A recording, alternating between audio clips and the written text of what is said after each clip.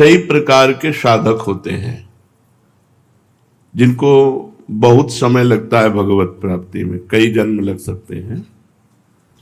कुछ साधक होते हैं जिनको इसी जन्म में प्राप्त हो जाते हैं। तो उन साधकों का वर्णन करते हैं कि जो भगवान की प्राप्ति तो चाहता है परंतु विषय भोगों में आसक्त बहुत ज्यादा है। अंदर एक चाह भी है कि भगवान मिल जाए तो ठीक है, लेकिन विषय भोगों की आसक्ति बहुत ज्यादा है। विषय भोगों की प्राप्ति में बाधा हो तो भगवान की चाह भी छोड़ देगा। कभी वो भगवान का भजन करता है तो कभी विषय भोगों को भोगता है। ऐसे साधक के लिए अनेक जन्म संसिद्धि, अनेक जन्म संसिद्धि, अनेक जन्म लगेंगे। अपने अपने हृदय को जांचना चाहिए कि हम किस कोटि के साधक हैं। दूसरा साधक वो है जो विषय भोगों की प्राप्ति भी चाहता है और भगवान को भी चाहता है और बराबर साधन करता है। ये उससे श्रेष्ठ है। जो पहला वर्णन किया गया उससे श्रेष्ठ है। वो तो छोड़ भी देता है, ये छोड़ता नहीं, न भगवान को छोड़ता न विषय भोग को छोड़ता है। ये उससे श्रेष्ठ है, पर इसको भी कई जन्म लगेंगे। भगवान का भी भजन छोड़ेगा नहीं, तो विषय संयोग मिलेगा तो छोड़ेगा नहीं। शायद है कि इसी कोटि में बहुत से आ जाएंगे। तीसरा है जो भगवान की प्राप्ति चाहता है पर साधन में तत्परता नहीं है, भोगों में उतनी खास प्रियता नहीं है जैसे ऊपर वर्णन किए गए साधक में। इसमें तीसरे में भोगों की खास प्रियता नहीं है, मिल गया तो ऐसा नहीं कि भोगों का वो त्यागी है, तो खास प्रियता नहीं है, वह भजन में तत्परता नहीं है। ओ कृपा हो जाएगी तो हो जाएगा, लिखा इसमें कृपा हो जाएगी तो हो जाएगा, बिना भजन किए कृपा हो। ये भी उसी लाइन में है। चौथा, भगवान के लिए प्रयत्न तो करता है, भोगों में प्रीता भी खास नहीं है, और बहुत जल्दी ऊब जाता है और छोड़ देता है। फिर पकड़ता है दूसरा साधन, फिर छोड़ देता है, फिर पकड़ता है। ये भी उसी कोटि में है। अब इनकी कोटि साधनात्मक साधकों की नहीं है। साधन तो प्रयत्न से करता है, बड़ी जल्दीबाजी से करता है, और कुछ दिन में फल ना देख करके ऊब कर छोड़ देता है। दूसरा साधन, दूसरी पद्धति, फिर दूसरी पद्धति, पूरा जीवन। पांचवा, ना भोगों में प्रीति है, भगवान के लिए प्रयत्नशील है, पर उसे संदेह है कि पता नहीं भगवत प्राप्ति होगी कि नहीं। ये ऊपर वालों से अलग है, पर इसको भी जन्म लगेंगे कि इसको संदेह है, अपने साधन पर संदेह है, साध्य पर संदेह है। छठवां, भगवान के लिए पूरी तैयारी है, साधन करता है, विश्वास है, पूरी तैयारी की इस जन्म में भगवान को प्राप्त करूंगा, भगवान पर विश्वास है, परंतु स्नेह संबंधियों से पूरा राग है, रिश्ते नाते स्नेह संबंधी त्याग की पूरी तैयारी कर नहीं पाया। भगवत प्राप्ति की तैयारी है, विश्वास भी है, और स्नेह संबंधियों से जननी जनक बंधु सुतदारा तन धन धाम श्रुत परिवारा, इनसे संबंध नहीं तोड़ पाया। इसको भी जन्म जन्मांतर वाला खेल खेलना पड़ेगा। सातवां, भगवान के लिए पूर्ण विश्वास है, सब कुछ त्याग करने की तैयारी भी है। मनमान बड़ाई, अपने पुजवाने का नाम, अपना यश, अपना नाम हो जाए, ये भी जन्म जन्मांतरों वाले पक्ष में पहुंच गया। बहुत समझना है भगवत प्राप्ति को। भगवान के लिए विश्वास है, पूर्ण साधन में तत्परता है, लेकिन मान बढ़ाई की इच्छा है, और मान बढ़ाई मिलने पर उसे स्वीकार करता है। इस जन्म में पूरा काम हो जाना मुश्किल हो गया, क्योंकि फंस गया कीर्ति में, जो लोकैषणा है इसमें फंस गया। आठवां, भगवान के लिए पूर्ण विश्वास है, सब त्याग साधना भी है, पर मनमानी करता है, गुरु की आज्ञा में नहीं रहता। त्यागी भी है, भजन भी करता है, पर मनमानी, गुरु की आज्ञा में नहीं। जब मन आया, जैसा मन आया, जो साधन मन आया वैसा करना, ये भी सफल साधक नहीं हुआ। नवा, भगवान के लिए विश्वास है, सब कुछ त्याग है और एक लक्ष्य साधना में संलग्न है। अब आ गया 9वें नंबर पे, ये साधक है इसी जन्म में भगवत प्राप्ति। भगवान के लिए पूर्ण विश्वास, सब कुछ का त्याग और एक साधन जो गुरु ने दिया उसी में संलग्न। जो साधना गुरु के द्वारा मिली उसे दीर्घ काल तक संलग्नता पूर्वक करता है। इससे भी बढ़कर 10वां साधक साधन भजन करता है, सब कुछ त्याग है पर बेचैन है भगवान के लिए। हर समय उसके अंदर एक भगवान की मिलन की बेचैनी बनी हुई है, उसको आशा ही हो रहा है एक एक मिनट भगवान की प्राप्ति का, क्षण भर भी चैन नहीं है। वो सब कुछ समर्पित करने के लिए तैयार है इसी जन्म में। ये 9 से लेकर 10, ये इसी जन्म में, ये इसी जन्म में बहुत जल्दी भगवत प्राप्त हो जाएगा। 9वां इसी जन्म में भगवत प्राप्त होगा, लेकिन 10वां बहुत जल्दी भगवत प्राप्ति हो जाएगी, सालों में। भगवान की प्राप्ति के साधन में तत्पर है, सब कुछ त्यागने को तैयार है, हृदय में असह्य बेचैनी है, कब मिलेंगे भगवान, बस केवल भगवान की प्राप्ति के लिए बेचैनी उसके अंदर। वो इसी जन्म में बहुत जल्दी भगवत साक्षात्कार कर लेगा। 11वां, केवल भजन से प्रेम है, उसे यह भी बेचैनी नहीं कि भगवान मिले, 11वें नंबर पर है।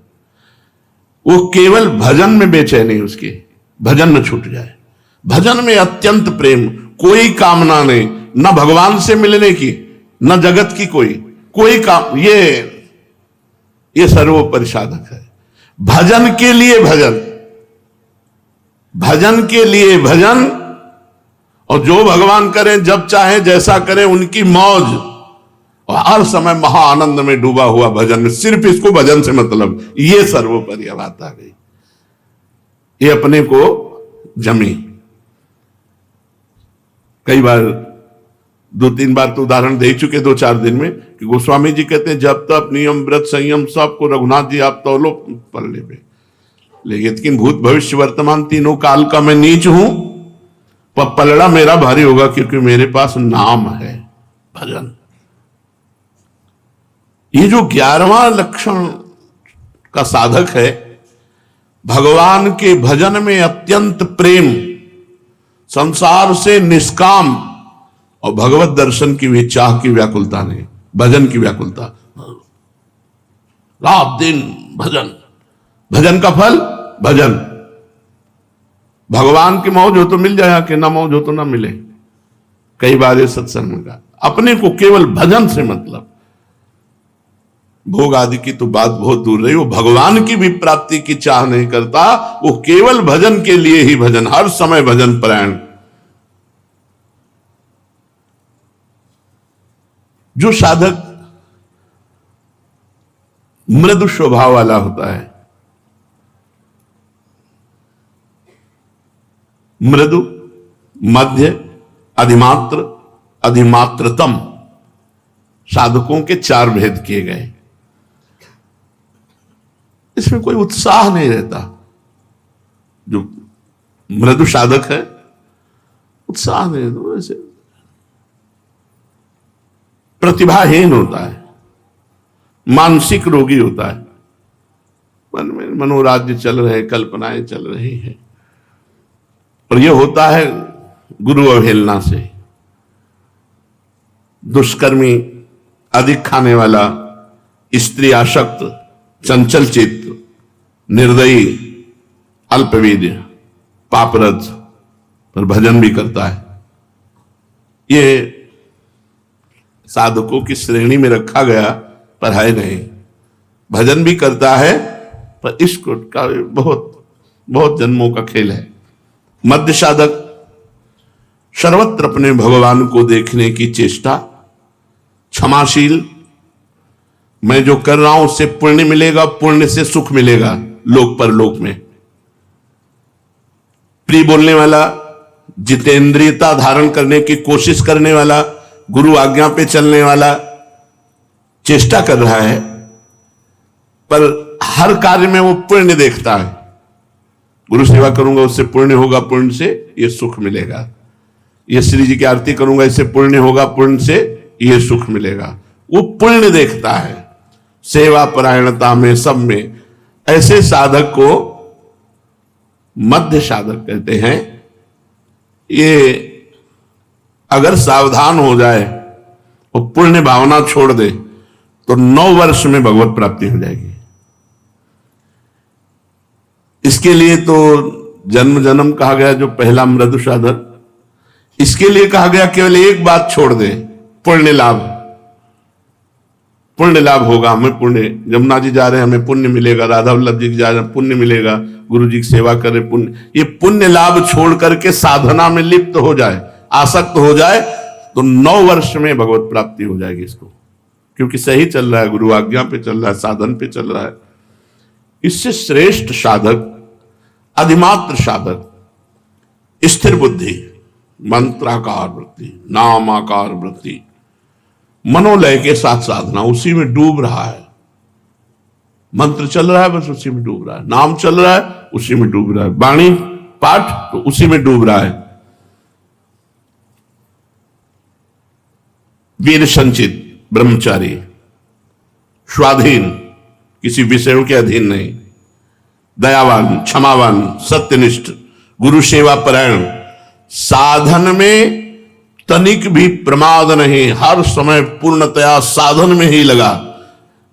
ऐसा महाबुद्धिमान साधक 6 वर्ष में भगवत साक्षात्कार कर लेगा। 6 वर्ष में भगवत साक्षात्कार कर लेगा। जो अधिमात्र साधक है 6 वर्ष में भगवत प्राप्ति हो जाएगी। रात दिन मंत्राकार वृत्ति, ब्रह्मचर्य परायण, यार 6 वर्ष की तो बात है, जाने कितने करोड़ जन्म बर्बाद कर दिए। स्थिर बुद्धि, मंत्र में, नाम में तदाकार वृत्ति, मनोलय के साथ जब मन डूब रहा है उसी में, राधा राधा राधा राधा।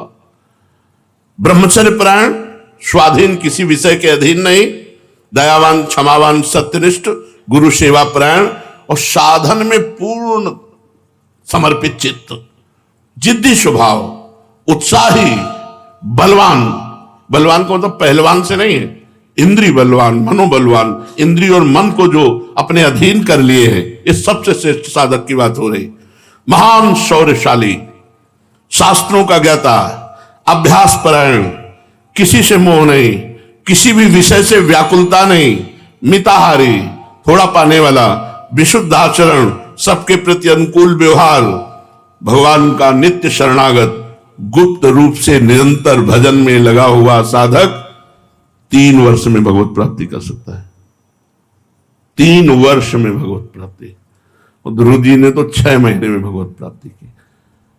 तो आप प्रयत्नशील रहें, ऐसा नहीं कि जन्म जन्मांतरों वाले साधन में चले। पीछे जो वर्णन हुआ वो जन्म जन्मांतर, 9 से 11 तक 3 साधक, 9 से 11 तक तो 9वां तो इसी जन्म में होगा, 10वां बहुत जल्दी होगा, और 11वां तो तुरंत है ही।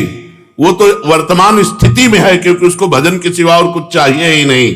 तो इसमें पहला मृदु साधक, जिसको जन्म जन्मांतर लगेंगे, मध्य साधक 9 वर्ष में भगवत प्राप्ति, अधिमात्र साधक 6 वर्ष में भगवत प्राप्ति, और अधिमात्रतम साधक 3 वर्ष में भगवत प्राप्ति। जैसे अपने लोगों के गंगा किनारे का जो समय कटा 20 वर्ष, वो इसी में कटा। न खान पान, न मित्रता, न रिश्ते, न नाते, न कोई, न कुछ नहीं, केवल भगवान। शिव शिव शिव शिव शिव, शाम सदा शिव। हर पवित्र है तो मंत्राकार वृत्ति, अपवित्र है तो बस हर समय वायु स्पर्श करती तो ऐसे करते गंगा, हमारे भगवान शिव आलिंगन कर रहे हैं वायु रूप से, बड़ा मनोभाव, बड़ा आनंद का भाव होता है। तो आप क्या समझते हैं हम किडनी के रोग में पीड़ित पड़े रहते हैं? पद चल रहा है, सामने प्रियाजू की झांकी है, कैसे तुम्हें बताएं? कुछ नहीं है, मतलब अपने कमरे में बैठे, सामने युगल सरकार है, आरती हो रही, आरती की जय श्याम सुंदर नंद के नंदन राध, सामने वो बैठे, वहां कुछ आनंद की कमी है क्या? पर अपने लोग आनंद ढूंढ रहे हैं भोगों में, विषयों में, जगत में, इसलिए हमारी दुर्दशा हो रही है। नहीं, एक बार जिद्दी स्वभाव बनाओ, एक बार विषयों से पिंड छुड़ा लो। विषयों में सुख नहीं है, केवल आकर्षण है। भगवान में आकर्षण भी है और सुख भी है, विषयों में सुख नहीं। हमारी बात समझ लो, केवल भ्रम है, आकर्षण है। यदि तुम पहले चिंतन न करो विषय का और फिर भोग लो, तुम्हें सुखानुभूति हो जाए तो मुझे बता लेना। जब तुम चिंतन करते हो विषयों का और भोगते हो तो वो चिंतन वाला सुख तुम्हें मिलता है। आकर्षण केवल है, सुख नहीं है। भगवान सुख समुद्र भी है और आकर्षण भी है, उन्हीं का आकर्षण है। इसमें विश्वास करे साधक कि बिना साधना के भगवत प्राप्ति नहीं हो सकती। न वेश धारणम सिद्धे कारणम न च तत्कथा क्रियैव कारणम सिद्धे सत्यमे तन्न संशया। ना तो भेष बनाने से भगवान मिलते हैं, कपड़ा रंगने से, और न बहुत बात बनाने से, चातुरता पूर्वक बहुत बातचीत उपदेश करने से भगवान नहीं मिलते। भगवान मिलते हैं भजन करने से। क्रियैव कारणम सिद्धे, क्रिया ही कारण, भजन क्रिया ही सिद्धावस्था के लिए कारण है। सत्य में तन्न संशया, मेरी इस बात में संदेह मत करना। न भगवान भेष धारण करने से मिलते हैं, न भगवान बातचीत लच्छेदार भाषण करने से मिलते हैं। भगवान मिलते हैं तो भजन करने से मिलते हैं। असल में ऊंचा साधक वही है जो अपना सर्वभार भगवान पर छोड़कर निरंतर, बस यही है जीवन का सार। अगर पकड़ पाओ तो पकड़ पाओ। असल में ऊंचा साधक वही है जो सर्वतोभावेन अपना भार भगवान पर समर्पित करके रात दिन भगवान के भजन में लगा। बस दुनिया का परपंच, दुनिया के योग साधनाएं भगवान पर सब, इस पर बहुत बार चर्चा हुई। आश्रय और भजन वही सर्वत्र लिखा हुआ है, जो हृदय में आता है वही लिखा हुआ।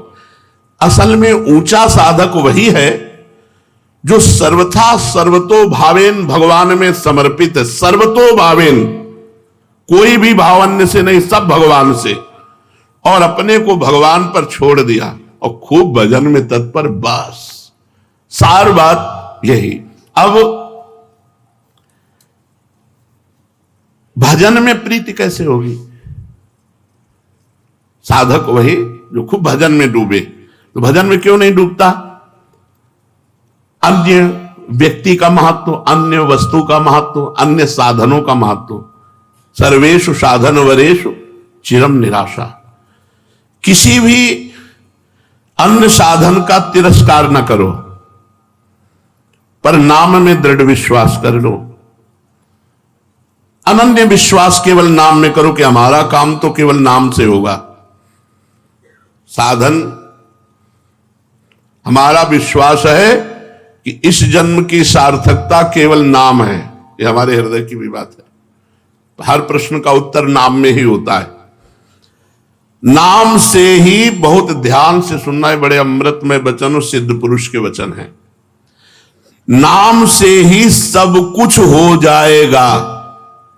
आप नाम जप कीजिए, आप इंद्रिय विजयी हो जाएंगे, मनोविजयी हो जाएंगे, आप निरंतर आनंद समुद्र में डूब जाएंगे।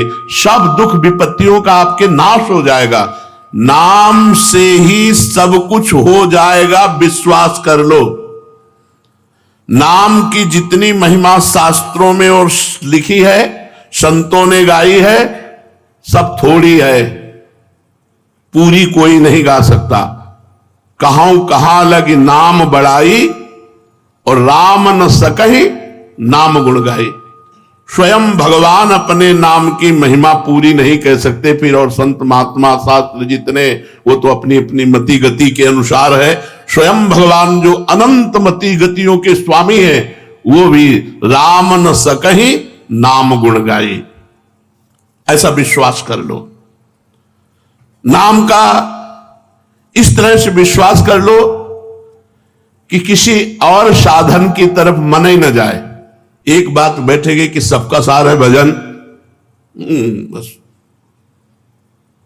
मंत्र चल रहा है, नाम चल रहा है, हर ग्रंथ को खोलो उसका है सार की एकाग्रता पूर्वक भजन करो, तो बहुत हो गया। पढ़ के पढ़ करके पूरा जीवन निकल गया। अब उसका अनुभव करो, हर समय भजन, हर समय भजन।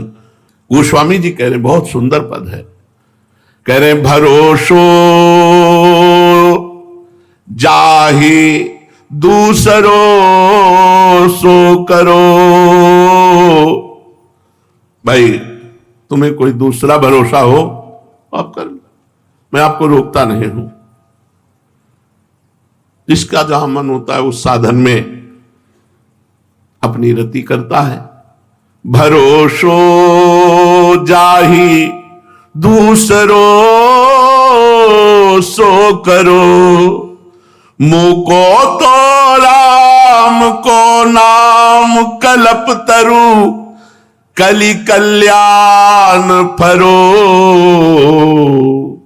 भरोसो जाहि दूसरो सो करो। तुम्हें अगर जहां मना हो वहां भरोसा करो, हम तुम्हें रोकते नहीं, लेकिन हम अपने बात बता रहे हैं। मुको तो राम को नाम कल्प तरु, कलि कल्याण फरो।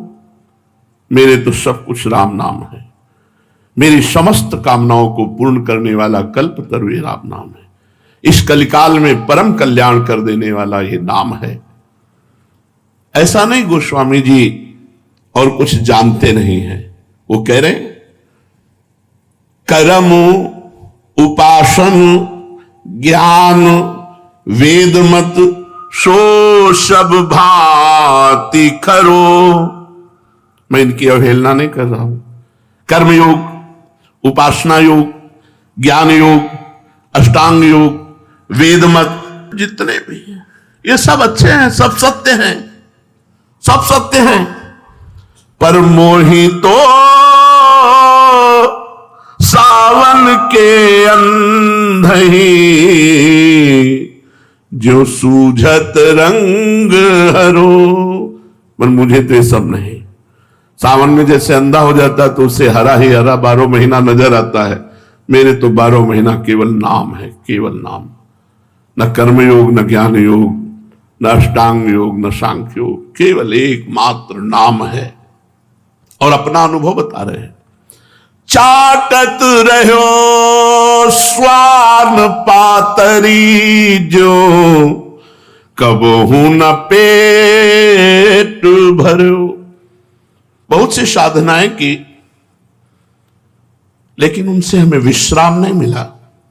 बहुत से भोग भोगे, लेकिन उनसे मुझे विश्राम नहीं मिला। सोहो सुमिरत नाम सुधारस, पेखत परुषि धरो। भरोसो जाहि दूसरो सो करो। और जब मैंने नाम का सहारा लिया तो प्रेमामृत परशा मिला, सामने परशा मिला। पाओ प्रेम धन, एकमात्र भगवान का नाम। कुछ नहीं चाहिए, कुछ नहीं जानना, कुछ नहीं पाना, बस नाम। बात समझिए। हृदय हमारी सामर्थ्य क्या है कि नाम महिमा को कह सके। केवल नाम पकड़ लीजिए, आप देख लीजिए, खुद देख लीजिए, केवल नाम पकड़ लीजिए, नाम का विस्मरण ना होने पावे। गोस्वामी जी कह रहे हैं, हमने सुना है राम नाम उच्चारण करके महान पत्थर को रख दिया, वो पानी में नहीं डूबा और उससे पूरी सेना पार उतर गई। राम नाम लिखा नहीं, क्योंकि चरण पड़ेंगे। राम नाम उच्चारण कर राम और रख दिया तो वो पत्थर नहीं डूबा, फिर हम डूब जाएंगे। हम राम राम कहेंगे तो भव समुद्र में डूब जाएंगे? नहीं, नाम लेत भव सिंधु सुखाही, करो विचार सुजन मन माही। प्रीति प्रतीति जहां जाकी, तहां ताको काज सरो। मेरे तो माए बाप दो आखर, बस खास बातें। जिसने जहां प्रीति की विश्वास किया भाई उसका काम बना। लेकिन मैं अपनी बात कहता हूं, मेरे तो दो अक्षर है, मेरे माई बाप हैं, राधा राधा राधा। गोस्वामी जी कह रहे राम राम राम। मेरे तो माए बाप दो आखर, हों शिशु अरनी अरो। जैसे छोटा बालक और कुछ खा के जीवित ही नहीं रह सकता, केवल मां के स्तनों का दुग्ध पान करके ही जीवित रह सकता है, ऐसे मैं तो बालक हूं। मेरे माई बाप मेरे राम नाम दो अक्षर हैं, बस इन्हीं से मैं जीवित हूं, इन्हीं से मैं पोषित हूं। शंकर साखी। देखो, महापुरुषों को आवश्यकता नहीं है किसी कसम की, लेकिन प्राय महापुरुषों ने कसम खाई है, क्योंकि हम लोग बड़े अविश्वासी हैं। जैसे हरिवंश महाप्रभु ने कहा, रहो को काहू मन ही दिए। जैसे गोस्वामी जी कहे, भरोसो जाहि दूसरो सो करो। तुम्हारे मन में आवे तो तुम जिसका मन आवे भरोसा करो। ऐसे हरिवंश गोसाई चंद कृपा करके कह रहे हैं, हमारे प्राणाधार हैं, रहो को काहू मने, कोई कहीं भी मन दो, लेकिन मेरे प्राणनाथ श्री श्यामा शपथ करो तृण छे, कसम खा के कहता हूं, तृण छू के कहता हूं कि मेरे प्राणनाथ श्री श्यामा है, मेरा सर्वस्व श्री श्यामा है। यहां गोस्वामी जी कह रहे, शंकर साखी जो राखी कहो कछु, तो जरि जी गरो। भगवान शंकर को साक्षी करके कहता हूं, यदि कुछ भी छुपा रहा हूं, मैं बिल्कुल हृदय खोल के कह रहा हूं, अगर कुछ भी झूठ बोलूं तो मेरी जबान गल करके गिर जाए। अपनो भलो राम नाम ही ते, तुलसी समुझी परो। हमारा तो एकमात्र नाम से ही यही हमारी समझ में आया है।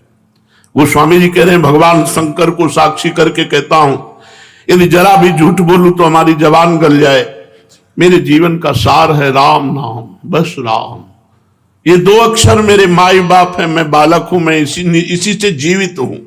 ये नाम में ऐसी आदर बुद्धि हो जाए, नाम में ऐसा प्रेम हो जाए, मुझे नाम ही भी नहीं चाहिए। जैसे 11वां साधक का लक्षण सुना कि उसके अंदर भगवत दर्शन की भी लालसा नहीं, केवल भजन के लिए भजन, केवल भजन। हमें नहीं अधिकार दिखाई देता कि हम आपकी लीला में प्रवेश पावें या आपका साक्षात्कार करें, वो आप जानो। लेकिन हम तो हर समय केवल आपके नाम को ही अपना स्वामी, अपना इष्ट, अपना जीवन, अपना धन, अपना सर्वस्व मानकर रटेंगे। नाम में वैसी ही आदर बुद्धि हो जैसी भक्त की भगवान में होती है, और भगवान से भी ज्यादा, क्योंकि भगवान के हृदय में रहते हुए हमारा कल्याण नहीं हुआ। सबके हृदय छत विकारी, सकल जीव जगदीन दुखारी। लेकिन जिस दिन से भगवान का नाम कृपा कर जिह्वा पे आया, उसी दिन से आनंद, उसी दिन से भव समुद्र से पार होने का उत्साह हो गया।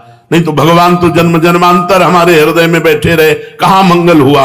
मंगल तब हुआ जब भगवान का नाम हमारी जीभ पर आ गया। इसलिए साधक को चाहिए कि बड़े सत्कार से दीर्घ काल तक निरंतर नाम जपने का अभ्यास करे। बस नाम जप ही है। कलयुग केवल नाम आधारा, सुमिर सुमिर नर उतरे पारा। अत्यंत मनोयोग के साथ, आदर बुद्धि के साथ जितना नाम जप करोगे, ये नाम ही जैसे अग्नि के स्पर्श से कितना पहाड़ जमा हुआ ईंधन वो भस्म हो जाता है, ऐसे सारे पाप, सारी मलिनता, सारी वासनाएं भस्म हो जाती हैं और भगवत स्पर्श का अनुभव होने लगता है, भगवदानंद का अनुभव होने लगता है। इसलिए साधक विषय वासना का त्याग करके निरंतर नाम जप में ही तत्पर रहे, क्योंकि नाम जप ही कलिकाल में सिद्धावस्था को पहुंचाता है। श्रेष्ठ आगे श्री राधा वल्लभ लाल की।